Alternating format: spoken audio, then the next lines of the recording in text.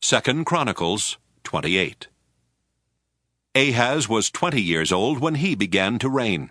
He reigned 16 years in Jerusalem.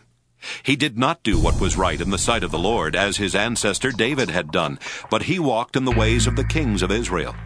He even made cast images for the Baals, and he made offerings in the valley of the son of Hinnom, and made his sons pass through fire, according to the abominable practices of the nations whom the Lord drove out before the people of Israel. He sacrificed and made offerings on the high places, on the hills, and under every green tree. Therefore the Lord his God gave him into the hand of the king of Aram, who defeated him and took captive a great number of his people and brought them to Damascus. He was also given into the hand of the king of Israel, who defeated him with great slaughter. Pekah, son of Remaliah, killed 120,000 in Judah in one day, all of them valiant warriors, because they had abandoned the Lord, the God of their ancestors. And Zichri, a mighty warrior of Ephraim, killed the king's son Maaseiah, Azrikam, the commander of the palace, and Elkanah, the next in authority to the king.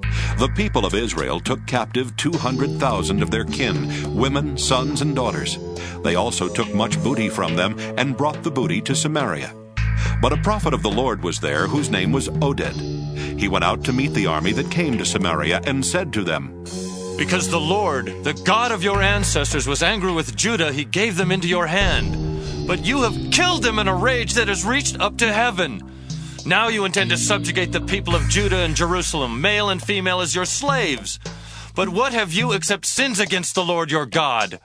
Now hear me and send back the captives whom you have taken from your kindred, for the fierce wrath of the Lord is upon you."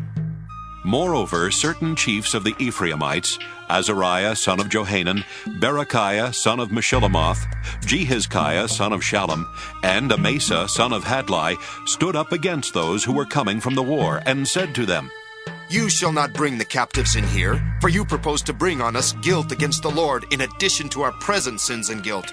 For our guilt is already great, and there is fierce wrath against Israel." So the warriors left the captives and the booty before the officials and all the assembly. Then those who were mentioned by name got up and took the captives, and with the booty they clothed all that were naked among them. They clothed them, gave them sandals, provided them with food and drink, and anointed them. And carrying all the feeble among them on donkeys, they brought them to their kindred at Jericho, the city of palm trees. Then they returned to Samaria. At that time, King Ahaz sent to the king of Assyria for help, for the Edomites had again invaded and defeated Judah and carried away captives. And the Philistines had made raids on the cities in the Shephelah and the Negeb of Judah, and had taken Bethshemesh, Ajalon, Gederoth, Soko with its villages, Timnah with its villages, and Gimzo with its villages, and they settled there. For the Lord brought Judah low because of King Ahaz of Israel, for he had behaved without restraint in Judah, and had been faithless to the Lord. So King Tilgath-Pilneser of Assyria came against him, and oppressed him instead of strengthening him. For Ahaz plundered the house of the Lord, and the houses of the king, and of the officials, and gave tribute to the king of Assyria, but it did not help him.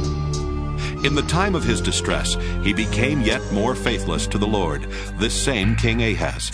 For he sacrificed to the gods of Damascus, which had defeated him, and said, "Because the gods of the kings of Aram helped them, I will sacrifice to them so that they may help me." But they were the ruin of him and of all Israel. Ahaz gathered together the utensils of the house of God, and cut in pieces the utensils of the house of God.